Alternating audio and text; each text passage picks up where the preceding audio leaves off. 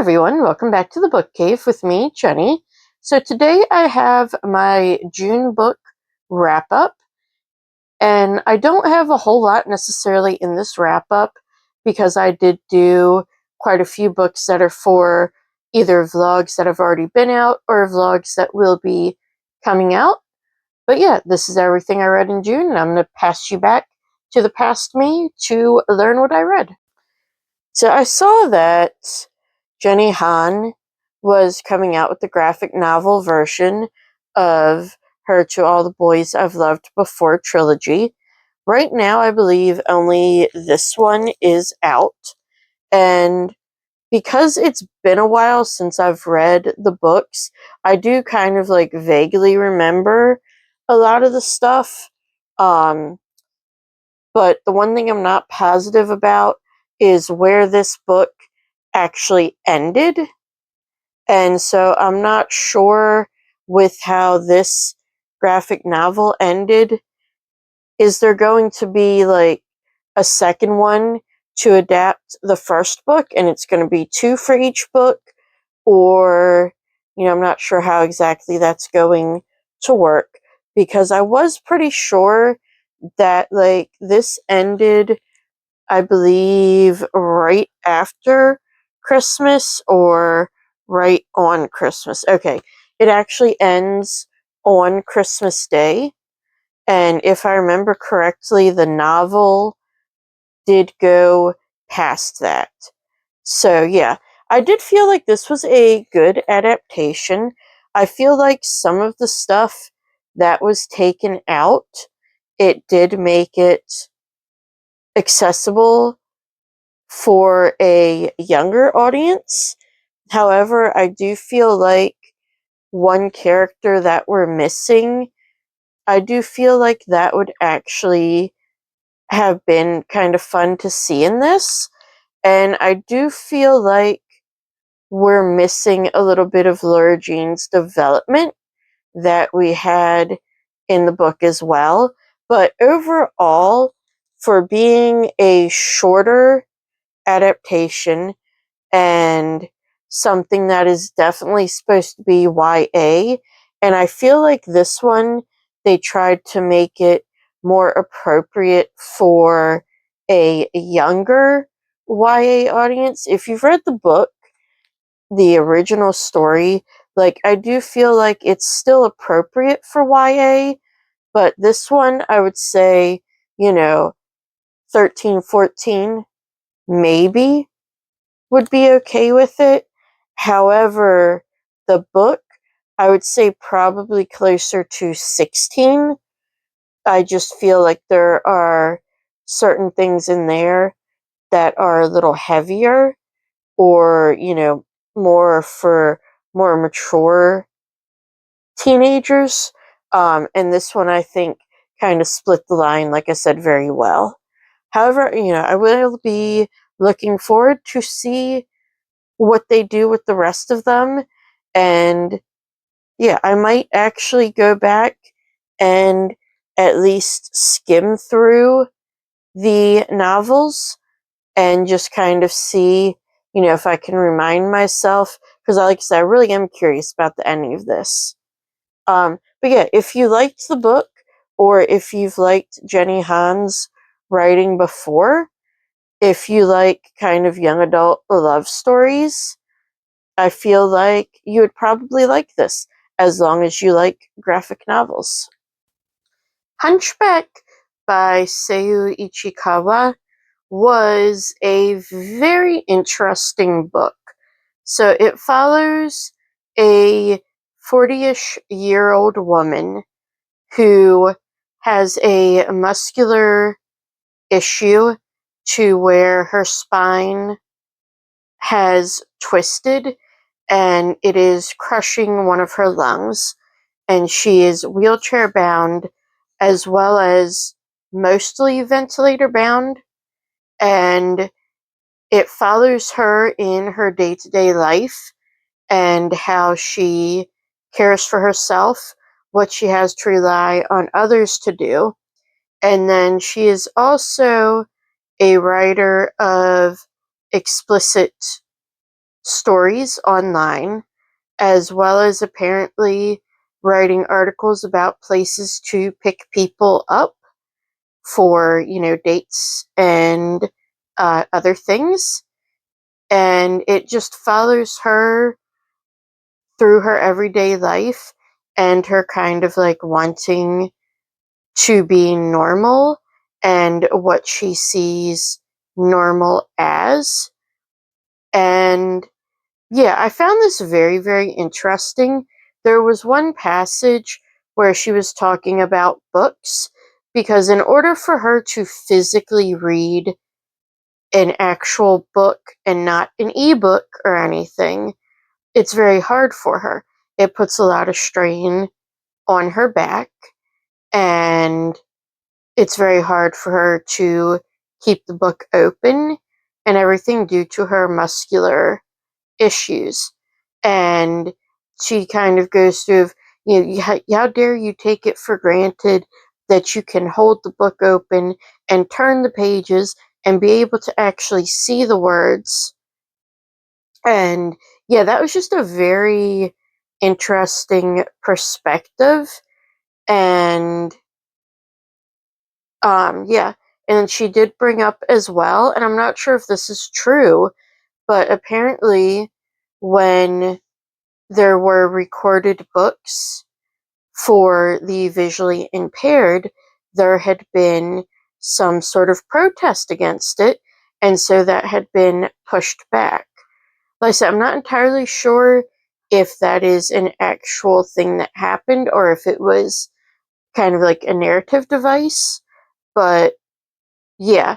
And then the ending of this just kind of made me question the whole book, because yeah, it was just that type of ending. I would say if you like Sayaka Murata, that this is definitely kind of in that same alley of the strange fiction from Japan, and has some of like the Japanese mindset towards certain things. So I started a new series, and that is the Noodle Shop Mysteries. First one, obviously, is Death by Dumpling, and this is a cozy mystery series. It centers around Lana Lee, who is the youngest of two daughters of the Lee family. They own a noodle shop called Ho Lee Noodle Shop, and this is in a little shopping center known as Asia Village that is owned and operated by a Chinese man named Thomas Fang, and all the proprietors are Asian. I believe most of them are Chinese, but it doesn't specifically say. Um, but this one introduces us to Ilana, her parents, Megan, her best friend, Anna May, her older sister, and quite a few of the proprietors of the shops. And this one is following the mystery surrounding the death of Mr. Fang. So he has an allergy to shellfish, and it turns out that once a week he orders lunch from Ho Lee Noodle House, and he orders pork dumplings. So Lana is the one to deliver these pork dumplings about an hour before he is found. And it turns out these aren't pork dumplings, they're shrimp dumplings that he had. So, of course, she is one of the main suspects because she delivered it. And it just follows her basically trying to clear her name, trying to clear the name of the noodle shop. And I did enjoy this. I felt like it was maybe a little too much on the cozy side. I don't feel like there's a whole lot of investigation part in this. I will say we got to about page 70, and this is only like 320, before she even decided that she was going to investigate and like fully started to investigate. I do feel like the clues were laid out very well, and then at the end when you find out who done it, everything comes together pretty easily. I was not necessarily able to solve it, but I did definitely have my suspicions of different characters. And it was kind of fun to see Lana follow them all around and try to figure out who did it. And I am hopeful that the next ones, now that we've kind of got the setup, that there might be a little more investigation, since she has now kind of already decided that she's going to do this. And it'll also be interesting to see what the other mysteries are. I believe this has published up to book 12 or 13, and then 14, either 13 or 14, is coming out in August. So it will be interesting to see that, of course. And I love the size of this. Like, it's just a very little cute pocket paperback. And I feel like we don't see pocket paperbacks all that much. And yeah, so overall, just kind of okay, but I will be continuing it. I finished book 2 in the Noodle Shop Mysteries, Dim Sum of All Fears. And this was another relatively fun one. I do feel like the same with Death by Dumpling. We spent a lot of time in the build-up. Like, the murder happened very quickly, but then we spent a lot of time in like the build-up to the investigation, and there was just a little bit of investigation, and I feel like everything was kind of just separate. And then in the last chapter, everything kind of comes together and you get the big confrontation, which that part I don't mind so much, but I do feel like up until that last chapter, I at least was not able to figure out who did it. I did have suspects, and then like right before the last chapter is when I knew for sure like who it was. However, this is definitely a cozy mystery. It does focus a lot on the characters. I did enjoy seeing the character growth in this, so that was fun. And then, as you can see by this little sticker on the front of it, my library didn't have books 2, 3, or 4, which I do now have 3 and 4 as well. They all came from different counties in my state. So yeah, that is one thing as well with these longer series. This is a 12-book series right now with a 13th and 14th planned, plus one short story. But yeah, they are kind of difficult to get a hold of at the library. That is my main complaint with this series. One nice thing too is that they are very short. This is just under 300 pages. And like I said, I did enjoy it. I feel like it's a good length, that we get the character development, we get the tension, the story progression, but it isn't too drawn out. So I do recommend this series if you like cozy mysteries. Continued on with Dungeon Crawler Carl. I'm now on to This Inevitable Rune, and I do have to say I liked this one better than Eye of the Bedlam Bride, because like I said with that one, I just couldn't get into the card battles. Plus, this one is much more into the like story of the dungeon. I do believe they say in the first book that like there are certain levels that are connected, and it's 3, 6, 9, 12. I believe then it's 15, and then 17, 18. So obviously this is floor 9, faction wars. And just from the title, like, of that level, you can tell this is a very heavy book. There is a lot that goes on here. And I do feel like while there is humor, it's not quite as prevalent, and it's definitely in a kind of different vein.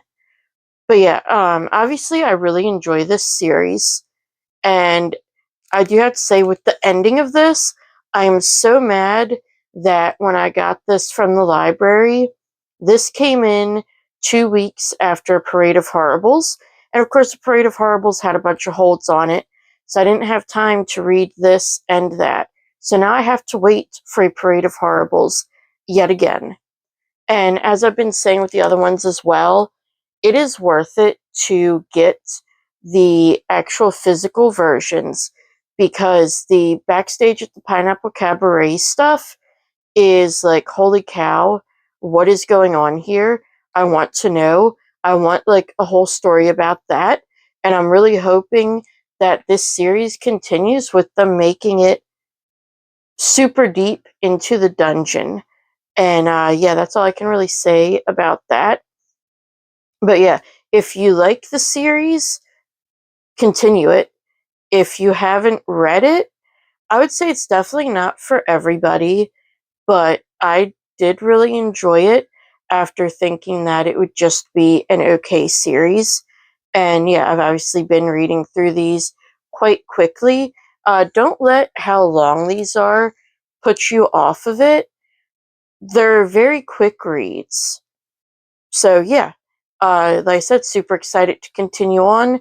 Hopefully, we'll get to a Parade of Horribles this month. But yeah, I'll see and let you all know. I'm caught up with Dungeon Crawler Carl now. This is book 8, A Parade of Horribles. This one follows Donut and Carl through floors 10 and 11.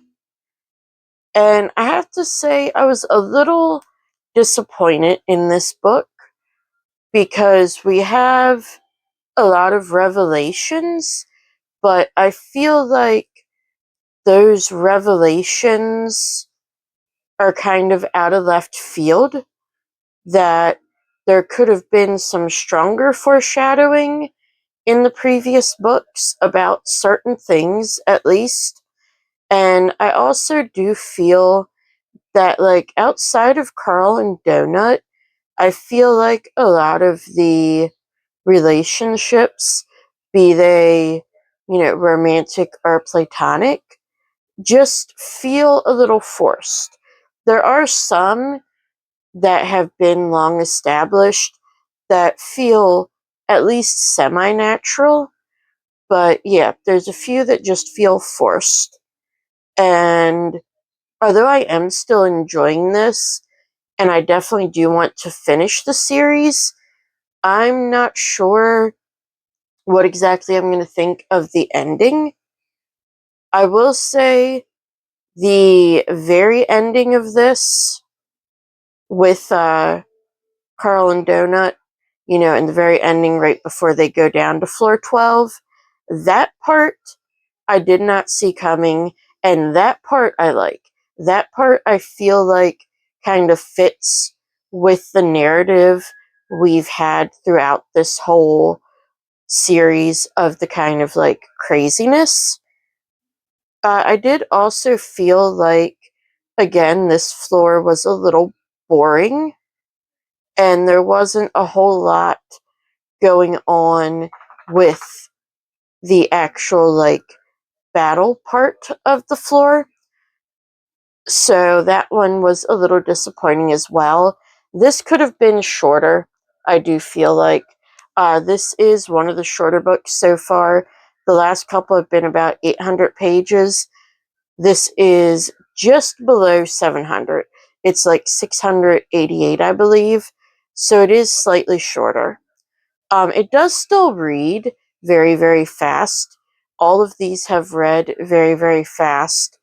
And the world is interesting. And everything that's happening is interesting. It's just the way it all ties together feels a little lacking, which is the main reason I did not enjoy this as much as some of the other ones.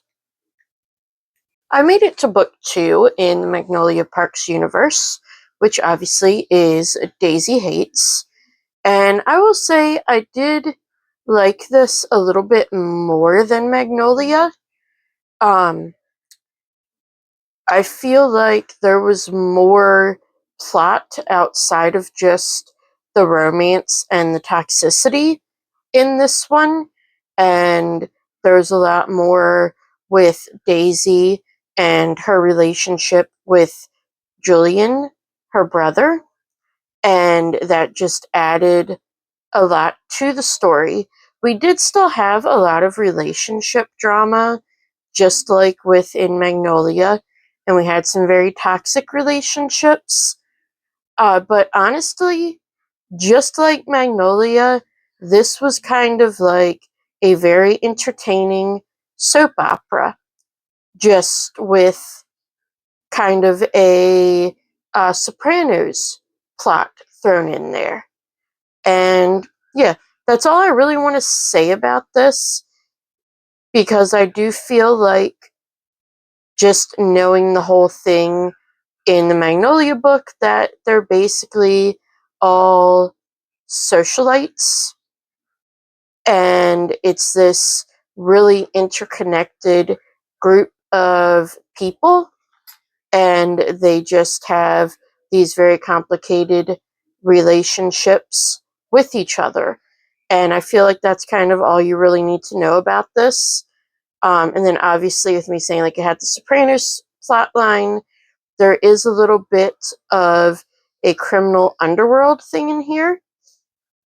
But that is one thing I have enjoyed in both Magnolia and Daisy, is that although there are some violent things, there are obviously moments where they are like sleeping with each other.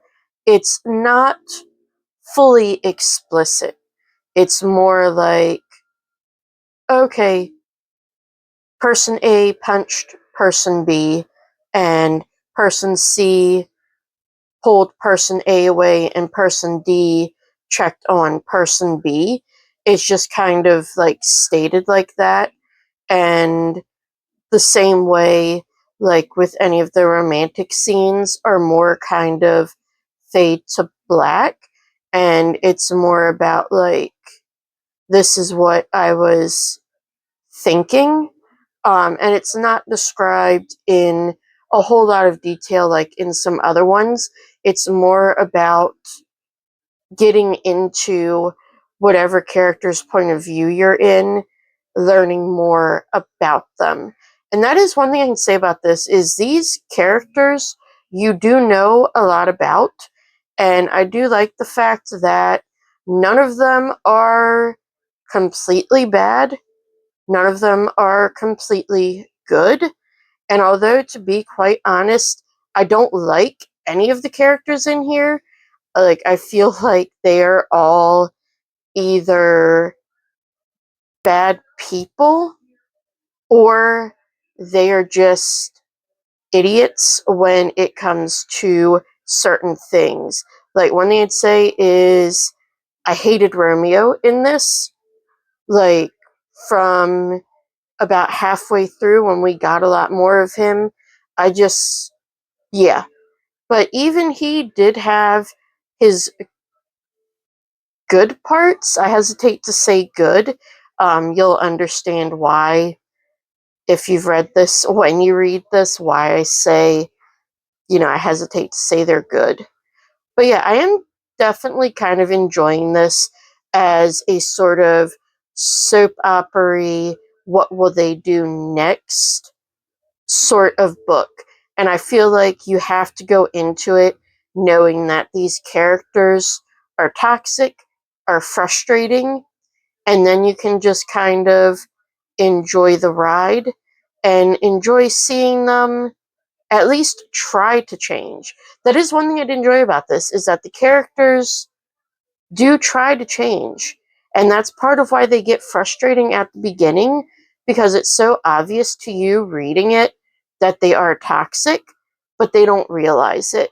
And then as you get further in, they kind of do. But yeah, definitely recommend it if you enjoy the sort of, like I said, soap opera stuff. Made some more progress in the Windy City series. I've read Caught Up, and this one was, again, just okay. I didn't feel like it dragged near as much as Mile High and The Right Move. Honestly, I'm reading this series more for the found family and the family aspect. I really loved Kai and Max, and I really loved Miller and Monty's relationship in this, as well as I really loved the friendship between Kai and Ryan and Z.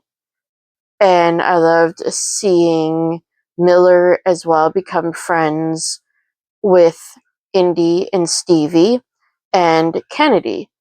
And I am rather interested to read the next book, knowing what I know about it, and especially after the ending of this. And I feel like that one will be fun as well. And that's really what this one was. It was very fun. I did feel like the third act breakup was a little drug out. And I do feel like it was something that was really a non issue, and it was obviously a non issue on both sides. But that has obviously been kind of a theme with this series. However, if you like really, really, really like contemporary romance, and especially just fun contemporary romance, I do feel like this would definitely be much more of a hit for you than it is for me. But I do still obviously enjoy it enough that I will be finishing the series just as something light to read. I finished Promise Me Sunshine, which is the second Cara Stone book I've read, and it's also her second in the interconnected Hearts of New York, I believe it's called. And this follows a woman named Lenny and a man named Miles. Lenny is dealing with some grief after she lost her best friend in the recent past, and she is a nanny, and right now all she can do is short-term nannying gigs to like kind of keep herself where she needs to be mentally and emotionally. And she gets a job to watch I believe they said she's like 8-year-old girl named Ainsley. And as she is helping Ainsley and everything, she meets Ainsley's uncle, Miles. And Miles winds up finding out what has happened in Lenny's life. And he decides to help her because he also has been through grief, and so he wants to kind of help her as he was helped. And yeah, I just thought this was really, really cute. I loved Miles and Lenny together. I felt like they had a really deep connection, and I loved seeing Lenny's friendships that she developed in this book, and how she was able to still remember her best friend and kind of like honor her, but also move forward with her own life. And I liked this better than Ready or Not. Ready or Not was cute and fun, and it just felt kind of fluffy. Whereas this one I still liked it. I still really liked Miles. Like, Carrie Stone writes a really good love interest in these books, but I just felt like this one was a little deeper. And so, yeah, I will definitely be continuing on with her books. I do already have No Matter What waiting for me from the library, but I do have other books that are due before that. So I will be waiting on that, but you might see it in like August, I'm thinking, because I have been reading pretty quick. This honestly only took me 2 days to read, and it is like 360 pages, which, I mean, granted, the font is a decent size, but yeah, very rare that I read a book that quickly, especially on days that I have work as well. So yeah, definitely recommend it if you like the more uh, women's fiction, literary fiction leaning romances. I finished Not Safe for Work, which is a workplace romance in a way. This basically takes place over a leadership retreat, and basically all of these different people who have been nominated from different branches of this company go to the retreat to try to get a spot in a year-long leadership mentorship thing, basically. And so this follows Tashara and Rafe. Rafe is the boss's son. Tashara has worked at the company for 5 years, been passed over for many, many promotions. Because she is mixed race, she has to deal with issues with that as well, and she's just feeling kind of burned out. And this is kind of her last hurrah there. And her and Rafe obviously get off on the wrong foot, and she kind of feels like, he's privileged because he's the boss's son. And yeah, I kind of really liked this because it was a fun balance of, you have like the workplace stuff, but then the retreat is held in Hawaii. So you also have that. We do have some fun scenes. We also have a only one bed trope, and that comes in relatively early, so don't worry, that's not much of a spoiler. But yeah, I did enjoy this. I felt like it was a fun romance, and it did touch very well on issues that are prevalent in some workplaces, and that I feel like a lot of people could kind of relate to. And I did feel like it handled them quite well. But that obviously is just my personal opinion. Give Me Butterflies follows Millie and Finn, who both work at a museum. Millie is a entomologist, and Finn is an astronomer, I believe, or something to do with astronomy. And I really did like this. I thought it was very cute. One of the funniest parts to me was that she called him Grumpy Spock, just because he did make the comment that he preferred Star Wars to Star Trek. So she decides to call him Grumpy Spock just to kind of like needle him. And I love the fact that he finds that hilarious as well. And overall, I thought this was very cute. And I did love the kind of like board game parts.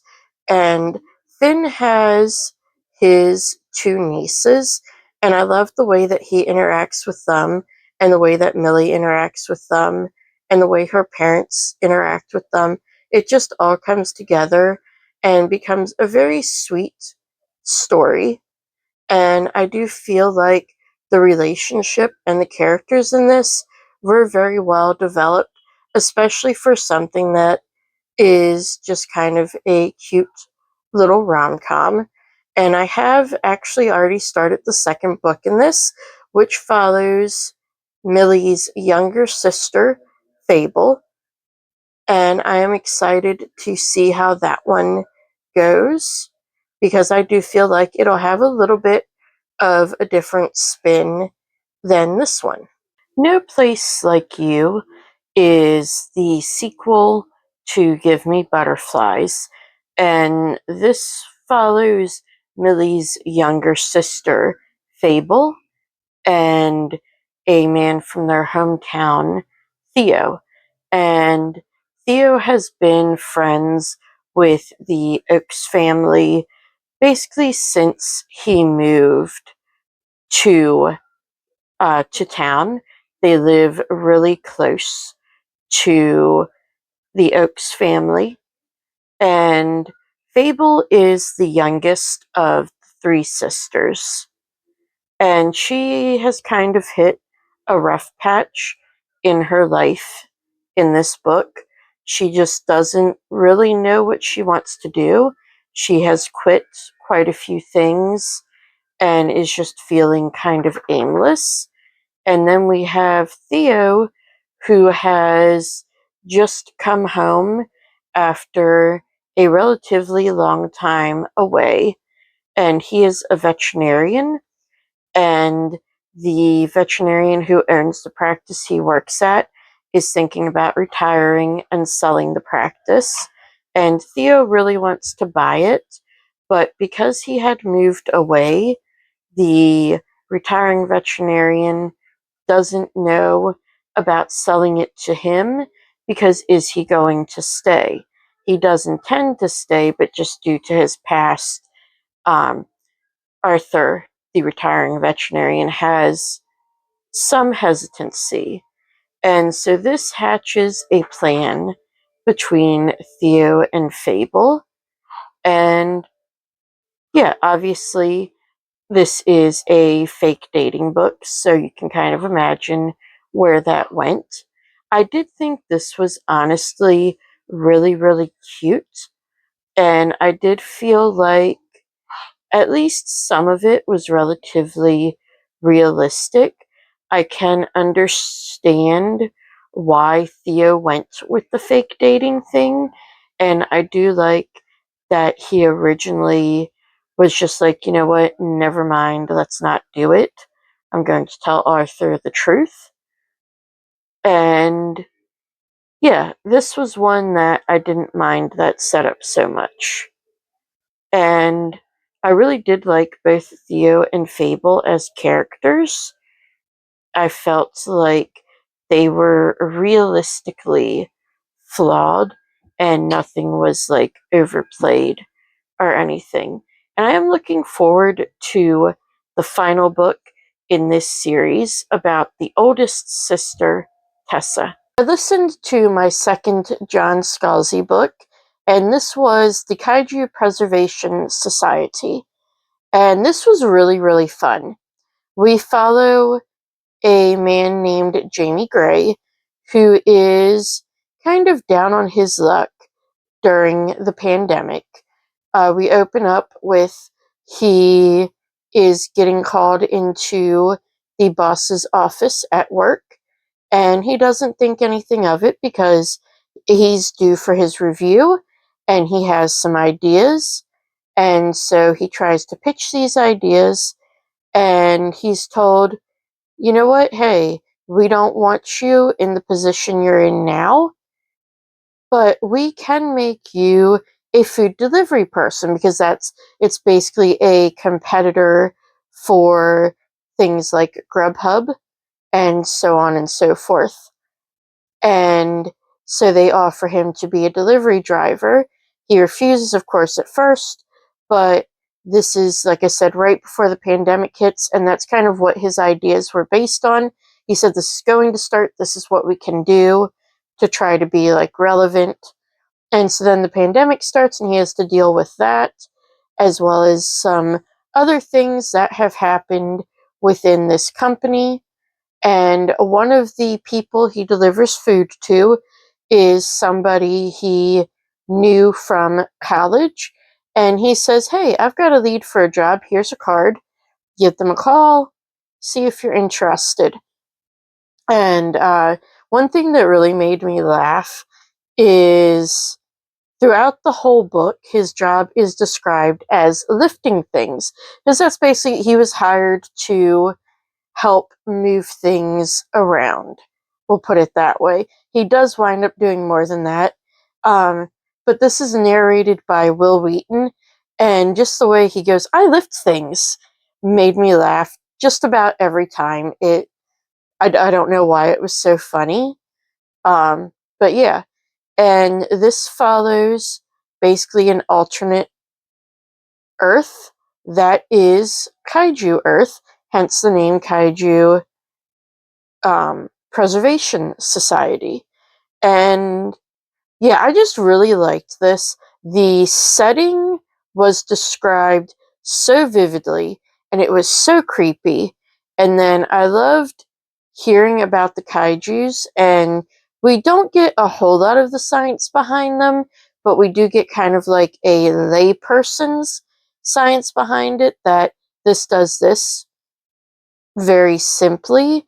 And yeah, that is one thing John Scalzi does as well, is that whatever like kind of niche genre he's writing in this case kaiju, he makes fun of the tropes of the genre while still making the book really fun, and the book also not fully feel like satire.